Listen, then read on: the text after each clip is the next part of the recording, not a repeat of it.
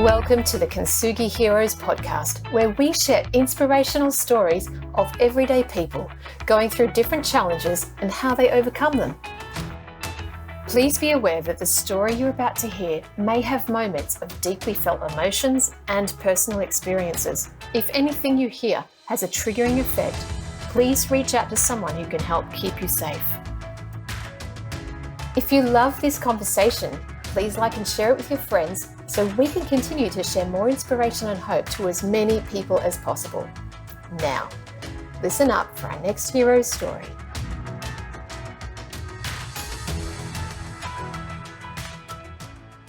Today's episode is with Usman Sheikh, and his story takes us on a journey of migration from Pakistan to Canada as a young boy. He talks about the challenges they had as a family and then the expectations of his parents and his dad in particular, and how that shaped him, and how when he landed in Canada, the challenges he went through, the bad behaviour, dropping out of school, getting into trouble with even gangs and things behind his family's back. But he figured it all out and he found his way and he found himself. And it really is a story of him coming into his own, finding his own identity in a brand new country, which is something that people who've never understood that or lived in a different country can't understand. So for me, it was really eye-opening. Beautiful story, a beautiful man. It was wonderful to hear how he navigated those challenges of being an immigrant in Canada. So enjoy this one with Usman Sheikh.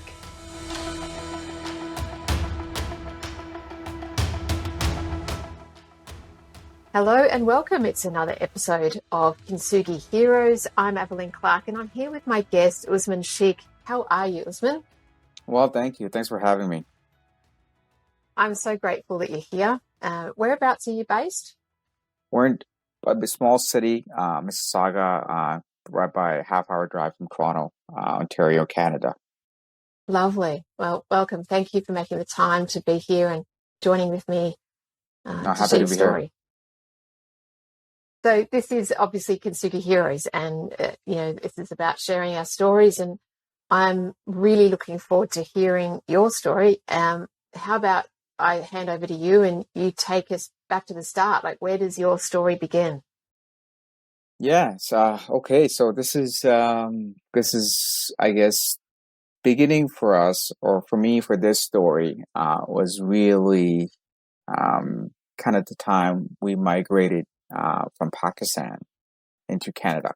In Pakistan, in that part of the world, given the income stream we had, we were reasonably middle-class family and what have you. And then we worked really hard to migrate to better quality of life because of better education, what have you.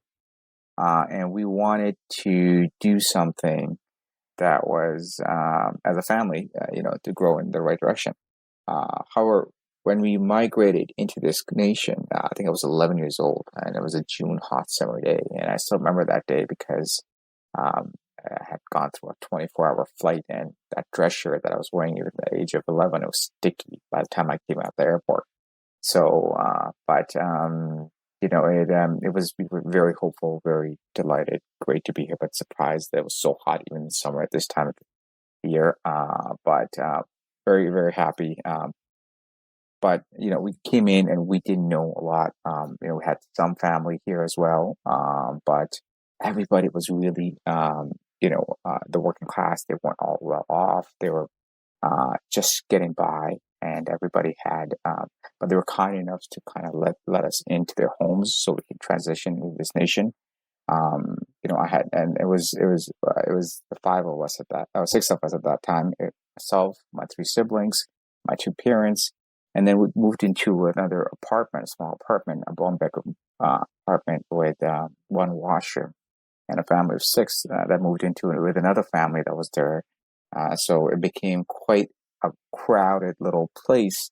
And that to me was a bit of a shock because we were coming from a reasonably established house and then moving into a very small little area where even getting access to like the washroom, you had to wait 40 minutes or whatever. And plan these things out. And that was a bit of a rude awakening. And, and obviously because we didn't have the cursory conversion didn't yield us a lot of funds to start with, we quickly learned how expensive everything was.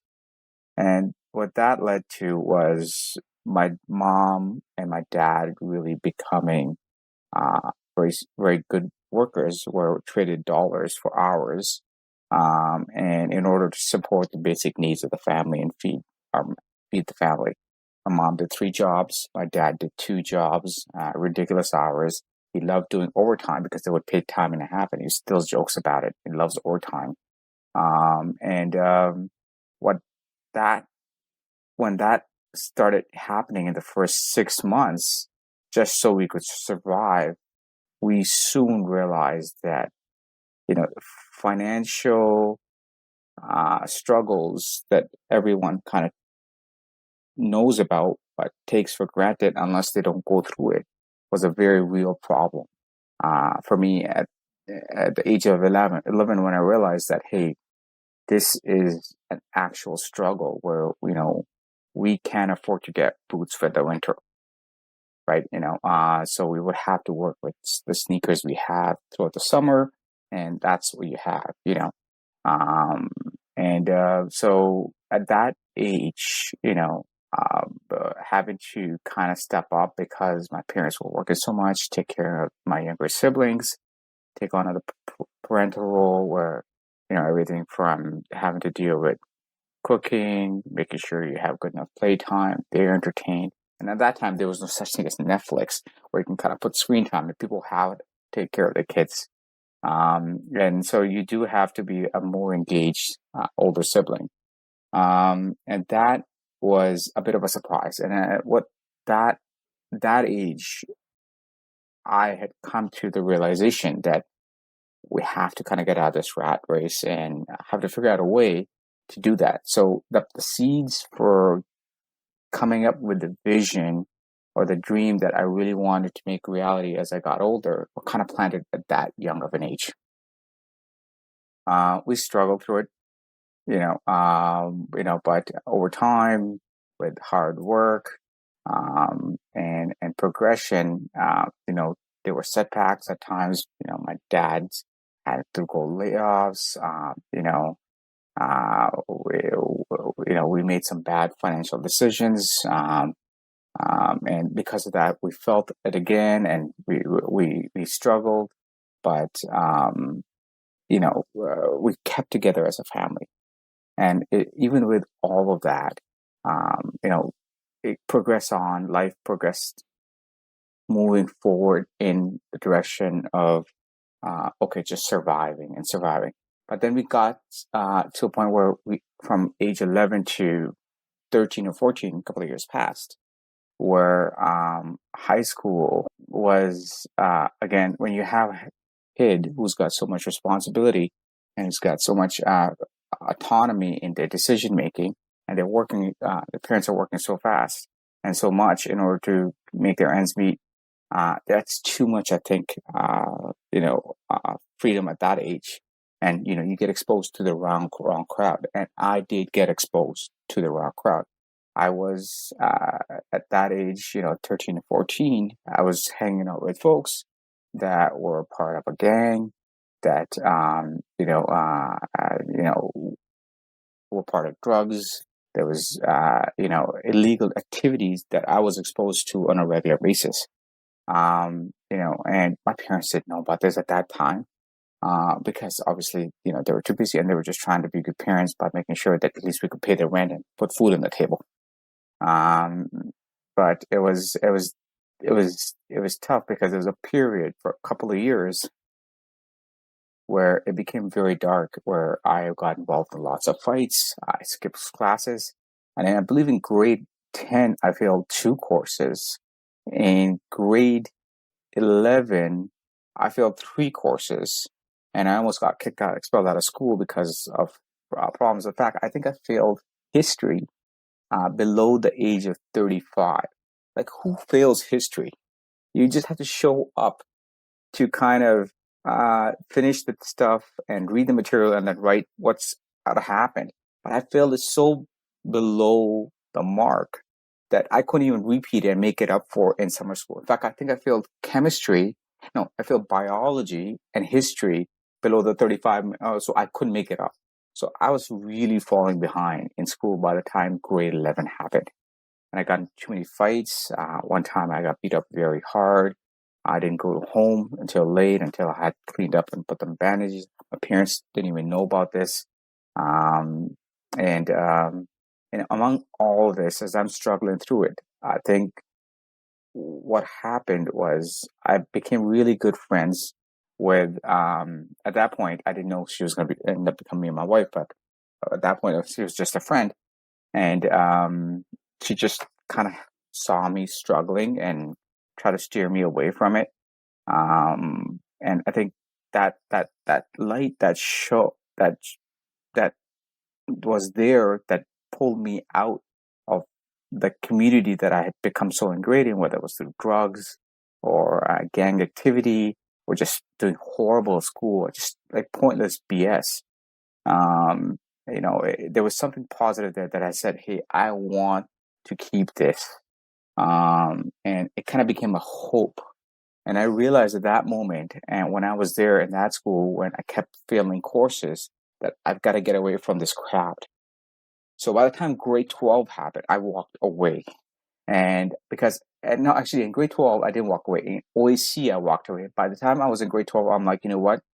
I'm going to turn this around and I'm going to make this work. And I have to get into college because my dad was at that pace. After me, he's like, you're the first kid. You have to set the example. We came here for getting education, quality of life. You must do this. And all he talked about to me was all day, in addition to this new support system, Abby, or my wife at this stage, is saying, what the hell are you doing? You got to get organized, and I want you to be a good human being and all that stuff. So I finally and then having experienced all the negativity that came with, all the miserableness that comes with just being an aloof idiot, and hanging out with the wrong crowd for so many years and doing so much bad things, I realized this isn't what I want to be by the time I'm 30 or 40 or 50. It was just, it was bad. And then I think in grade 12, I really tried to get better grades, not skip classes. But because I was in the same school, they would still draw me in. I would still be asked to come out, or there'd be a fight broken out. Okay, gotta go support. Or there was some other event happening. For whatever stupid reason, I just couldn't attend class. And this was a very simple and a complete reality. A lot of folks in that neighborhood, in my age group, if it wasn't my gang, it was somebody else's gang in that neighborhood. And because, especially for immigrant kids who don't have, good oversight and a good family structure at home, that kind of grounds them. So even me trying in grade 12, I couldn't get past the 66% average in my courses. And I need a minimum 70 odd or 72 to get to the most basic level university. And I realized at that point, this isn't for me. And I just left. I didn't even tell anybody in grade 12. And I just left the school. And I moved to a different school. And I went in, registered myself. And I turned around, and something clicked. And because I didn't have these distractions, and I think I did night schools to make up because I was going to be short credits to graduate from high school, I just studied my ass off right at my final year, because until then I was going to drop out of high school and I wasn't going to get anywhere in life. Whether I was going to be involved in gangs and drugs, and just crowd. In fact, I do have still colleagues that are addicted, have addiction issues, and they struggle with it even at this day in their 40s. But if I didn't move out of that environment, I think I'm happy that by OAC something happened. By that time, I was older. I was 20 years old. And I was able to get my grades, and my final year, when I didn't have all that distraction, I got like 86, and I got scholarships in all universities. And again, it wasn't like anybody was helping. I didn't have an older brother. There was no tutors in place. I just worked my ass off. And I was able to get to universities and get through. And that kind of led to my siblings seeing it and turning it around as well, because they were distracted while I was distracted, and because I wasn't providing. In high school, because of the brag crowd, I stopped playing that paternal role as well that I played in my younger years. Yeah, and it's kind of sad because the crowd and environment plays such a role in a person's character development. I don't know. So that's where I ended up transitioning, and I feel like that's where that Mm, awakening moment was from. I started when we came, mm. and then I realized that I had to get out of it, and I was trapped for a number of years. Apart from your now wife, your friend at the time, was there anyone else that gave you advice or support or, words of wisdom to help you? I had good friends, and my dad was definitely there in the moments that I was there. He used to work. He was an IT. He was an IT specialist at Rogers. He did anything in IT they gave him there, to be honest. And he's never done IT before coming to Canada, so he had to go back to college. We didn't even have a computer where we came from. Like there was no knowledge of that. At that time, it was like Commodore 664, and there's like the big floppy disk that nobody sees anymore, and they're like you can see them in museums. But that's the stuff that was popular when we moved to this country, and it was.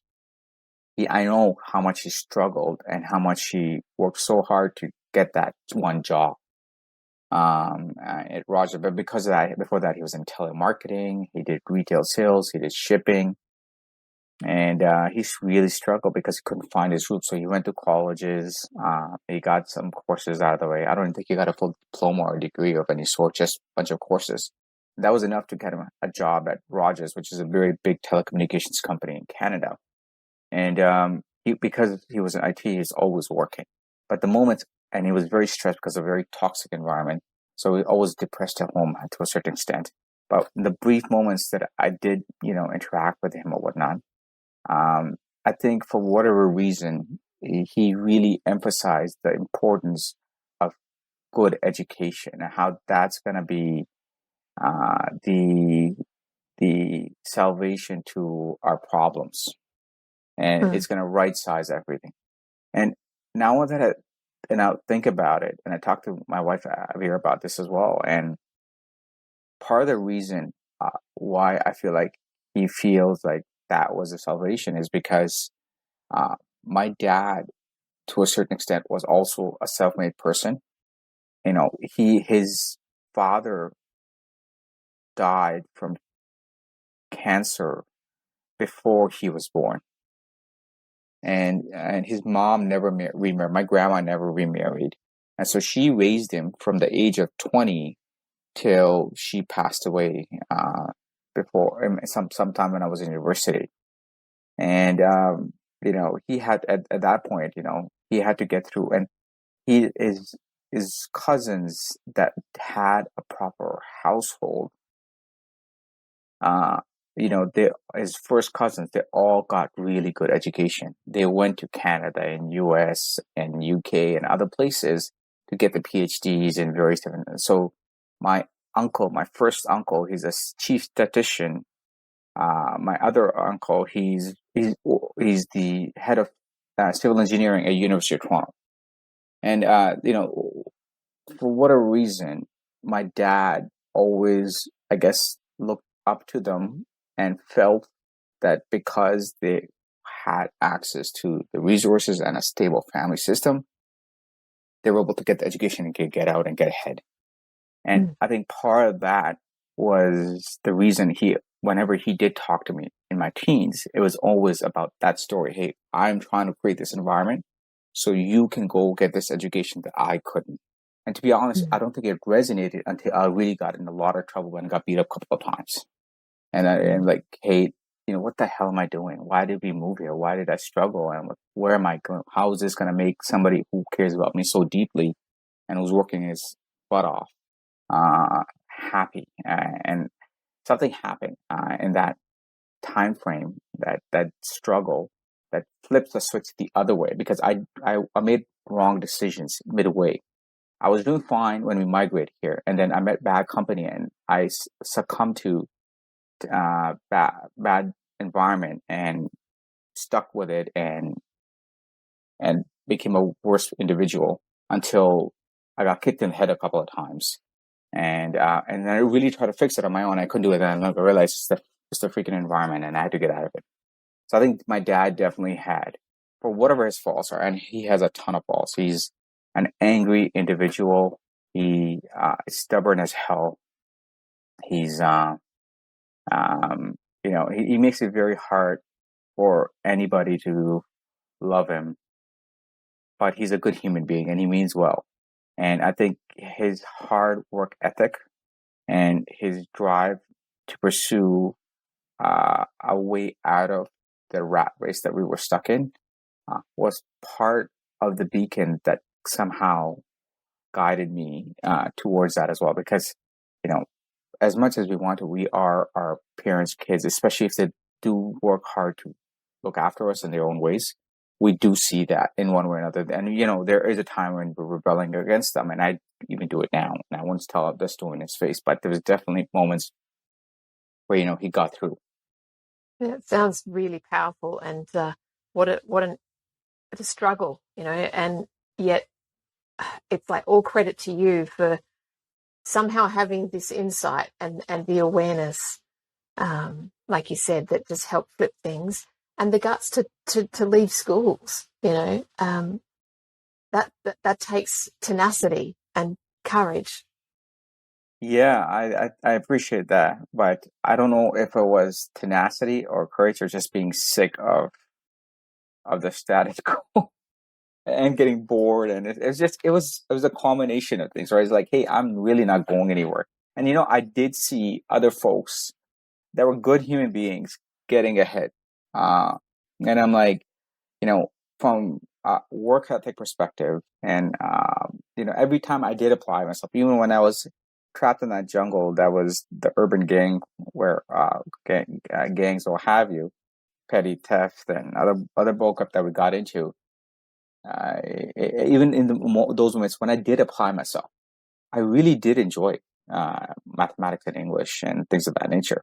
Like, I remember in grade 10, in the 3 or 4 weeks in a row where I would go to class, and for some reason it was just like, hey, I want to enjoy it. I really did enjoy algebra and what have you. And even amongst all this, like, my English grade never dropped below like high 70s. And that's just because I love reading. I love reading since I was like a kid. And even right now, I don't consume too many books. And because it's reading, and reading is entertainment, to me, that's why I like English. I'm like, hey, it's just giving me novels to read and talk about them. How awesome is that? It's like watching a bloody movie. I was like, this is free. So there was always that tug from actually enjoying the work and that nerdiness inside that kind of said, hey, I want to do this, and I want to really try myself and apply myself. There were things that I definitely deviated from. Sciences, for some reason I had a block. And I think that's another thing my dad did really well when he tried to make me into a doctor. And I think if you talk to any brown dude, they all want their kids to be either doctors, engineers, or lawyers. It's just like, you got to be a doctor. You got to be, oh yeah, my son's a doctor. Just flex your doctor son muscles, or doctor daughter muscles. So he realized I really can do sciences, especially when he found out that I got below the requirement that I can't even make up in biology, and I have to take the whole damn course again for next year. So he's like, okay, then you know what? All you're going to do is you're going to be a CPA. You're going to be an accountant. Sorry for the interruption. This is Ian Westmoreland, the founder of Kintsugi Heroes, and thank you for listening to this story from one of our amazing heroes. Our mission is for these stories to provide hope and inspiration to people experiencing life challenges, and to also educate the broader community on how best to provide support. If you would like to help us to continue to produce more hero stories and cover more adversity themes, we would welcome all donations. These can be made via our website, kintsugiheroes.com.au. The donate function is at the bottom of the homepage. We'd also welcome any feedback. You can email me direct using ian@kintsugiheroes.com.au. Now let's get back to the story. And you're going to stick to this accountant. And you're going to do this no matter what. You were an accountant. That's what he would say. You were an accountant. And you just, you have to get 90 in accounting. And, I bloody hated accounting. But I'm like, I hate it less than biology, I think, which is like opening up, frog or other bloody stuff, which I would puke on. So I couldn't tolerate it. And my wife is into this stuff, but I'm like, I don't know how you keep up with this. So I did my CPA because my dad said I have to do it, even though I've never done T entry in my life, in my career. So I did the whole, CPA exams. I got it. I'm like, Dad, here it is. And he's like, great. Now you're going to be a great individual, and you're going to be able to get out of this rat race. And I'm like, I don't think so. I think I'm still going to be kind of stuck in this rat race because it's not the kind of freedom that you're thinking about. I'm going to be doing like kind of what you're doing, which is working stupid hours just to bring a paycheck home. And I said, I don't enjoy being an accountant. And he didn't get it. He's like, what the hell? You spent so much money on this and time in this, and you are good at it, and you've already passed, and you've got your designation. A lot of people can't do it. I'm like, yeah, I'm never going to be an accountant. So I did what I could for a few years until I had, and then as soon as I could, I transitioned out of it. I did other roles outside of accounting. And then even in accounting, I didn't do the traditional roles, and I finally got into marketing, and I just stuck with it. And I love marketing because of the psychology behind things, and the color and the design and the storytelling. So it's like such a different thing. I'm like if you think about it, I'm like, how did I end up here? But it's like, you do what you have to do with what you've been given, if that makes any sense. What was the impact of your career decisions from year 12 and then getting into university? You mentioned that you got scholarships. What was the impact of that on your younger siblings? Yeah, that's a good question. So, it's interesting because I do believe that, there is some things that rub off on them. And I think obviously it did have, to a certain extent, some positive influence. In fact, my dad milked it. I know my dad. He like, your older brother got it, you must get it too now. And if you don't get it, so he worked hard, used that to kind of coach or coerce them into getting an education. So all of us have a university degree. And then the funny thing is, all of us have a university degree or master's degree or postgraduate degree, and none of us are actually working in the field that we got our degrees in. And that's 4 of us. Oh, actually, let me clear that back. My youngest brother, he is a CPA as well, and he is working in finance, and he enjoys it. So with the exception of one, I think all of us are like black, doing other things that we just got the degrees because our dad wanted to get it. And we got them because, we had a safe base, and because he wanted to keep him happy, and he said that's all he cared about. How, looking back, I mean, obviously you've had a career, and you're married, you've got children now. Looking back on your upbringing and when you did immigrate to Canada, how have those lessons shaped the decisions you've made or what you've done in your working life since? Yeah, it's a good question. So I am a sucker for equality of opportunity.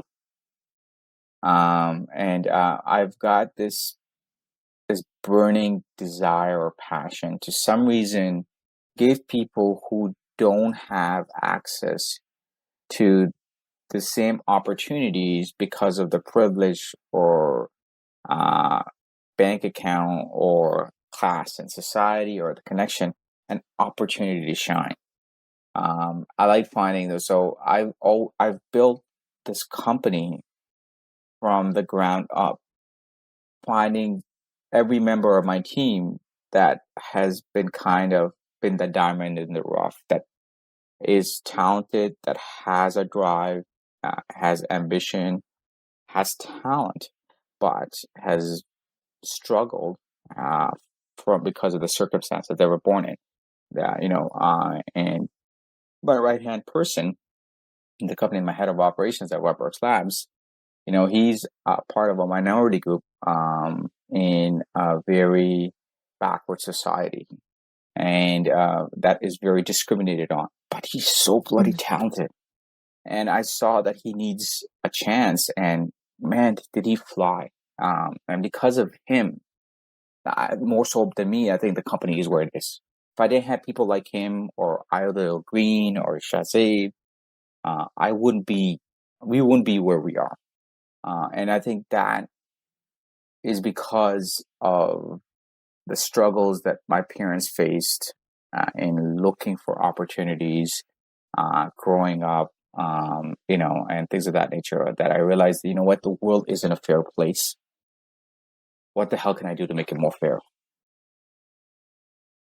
That's fantastic. And what about your siblings? Have they had similar imprints of that time that's shaped their lives? So that's interesting, right? So there's a lot of things that they've done that have this, like, so I'm from a Brown family, right? But they all, I believe, married their high school or university sweethearts or whatever. And someone like that's also, I think, I've noticed, as a bit of a pattern there, that they all have done that, and I think that's a bit unusual. My youngest definitely did. The middle one did, and so did my sister. So yeah, it's definitely happened. My other siblings, I feel like they have a drive. They've worked hard, but I think they have a much more tolerance for the status quo in a lot of ways than I believe I do. And I can't put up with crap, if that makes any sense. I can't put up with people doing the wrong thing, even if it means not being diplomatic. I'll just say, hey, you're going to do something that's going to hurt somebody else, or hey, don't take credit for somebody else's work and stuff like that. And that doesn't fly well in the corporate world. You really got to know how to keep your mouth shut. And so I did get to a senior director, level where I was making a very good salary. But I definitely struggled because I wasn't diplomatically or politically as stable or as attuned to making it work. So I think that is a defect, I think, in me. More so it is them not wanting to change. And that my wife also sees it. She's like, you're too straight on. You've got to keep things more diplomatic. I'm like, listen, I see it, I tell it. And it's worked well for me so far. She's like, yeah, that's because you finally have your business. But if you try to do this in another environment, it's not going to work.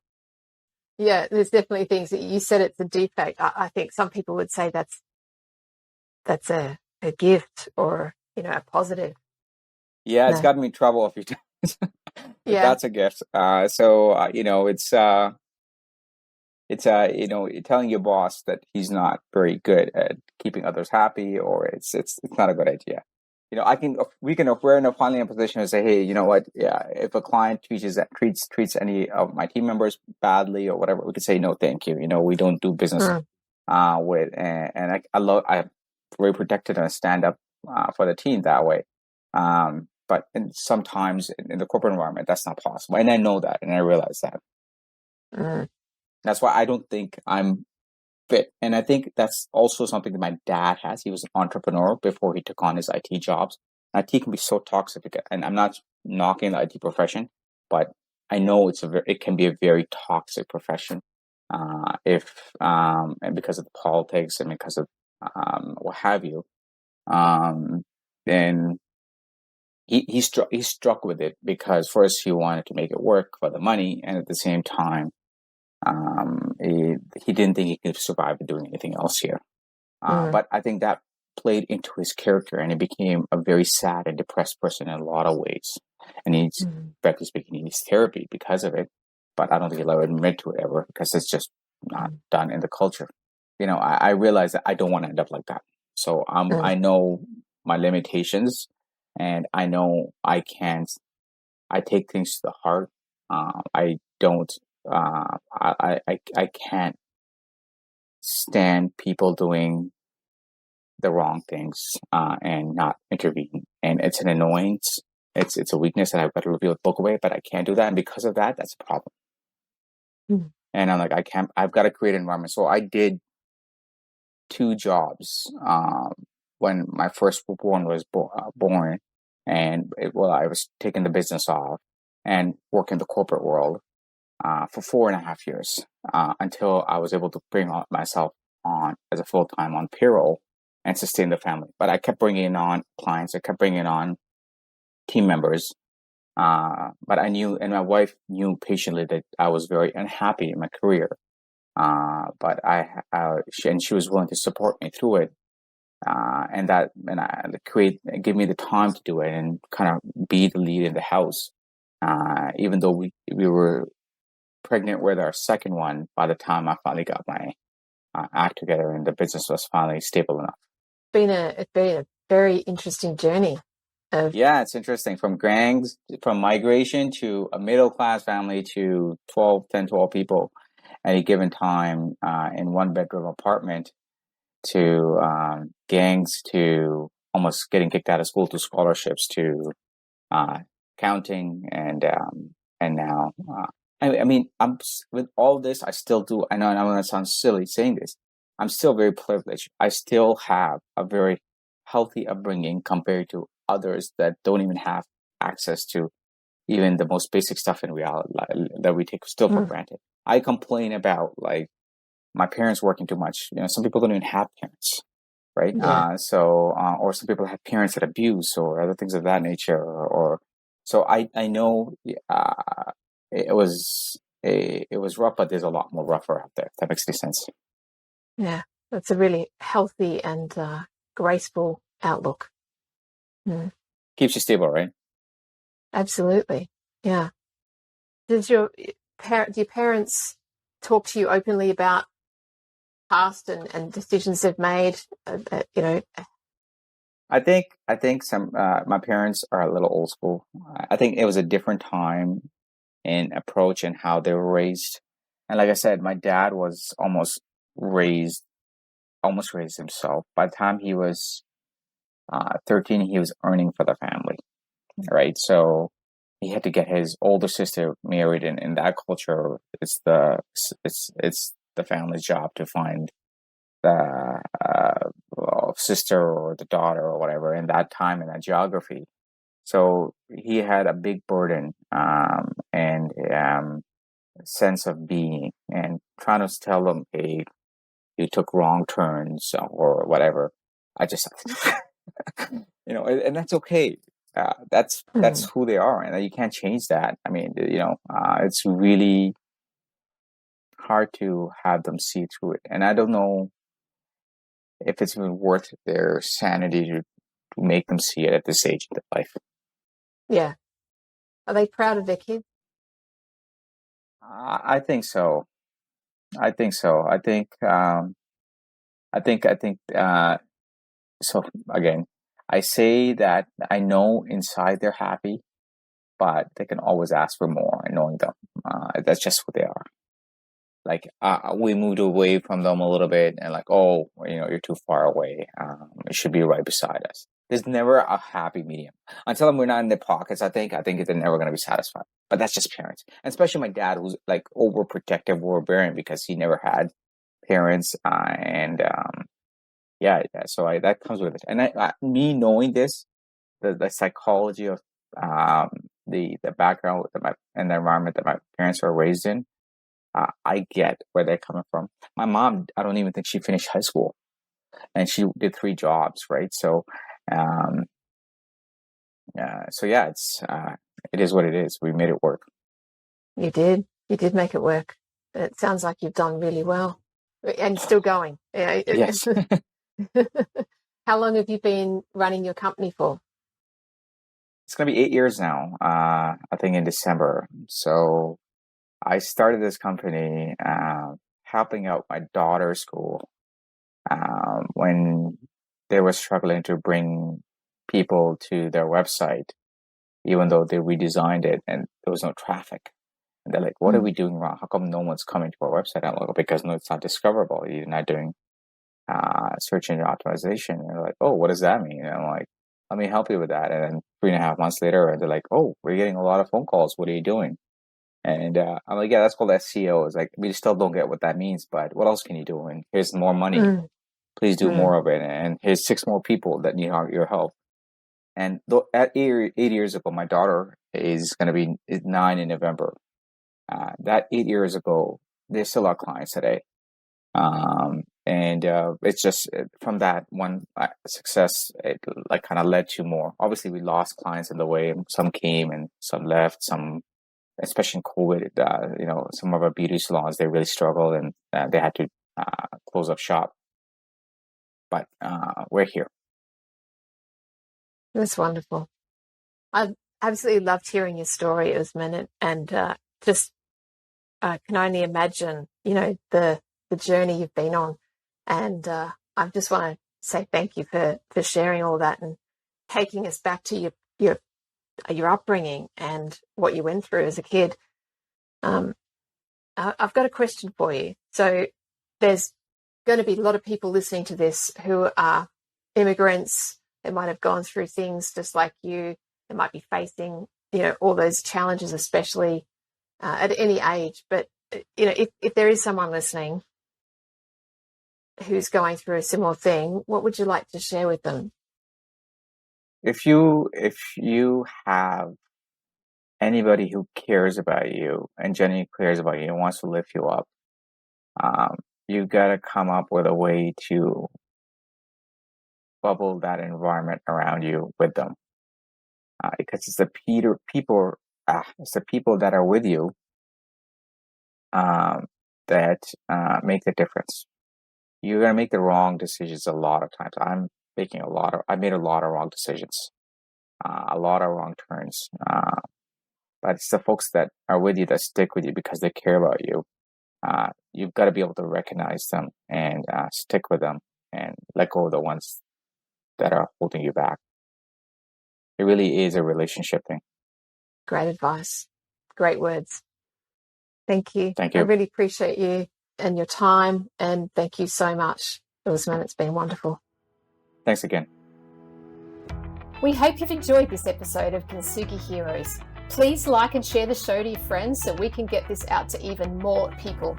If you have a story you'd like to share with us, please reach out using the contact details below. Join us next week for our next hero story. Until then, keep being you, and remember that we are all heroes in our own unique way.